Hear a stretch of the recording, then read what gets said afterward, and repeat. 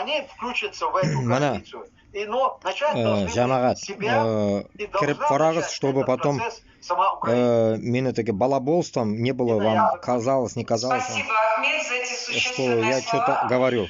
Рафис Кашапов, прошу, Ахмед премьер-министр Закаев, независимого правительства Станислав Казахстана. Андреус. Я бы хотел вам напомнить, это больше Қазір года барамын назад онлайн. президент Турции Реджеп Эрдогану, оппозиционер, историк, подарил карту.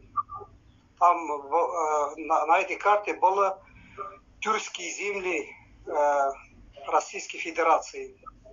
И после этого во всех средствах массовой информации, телеканалах начался психоз.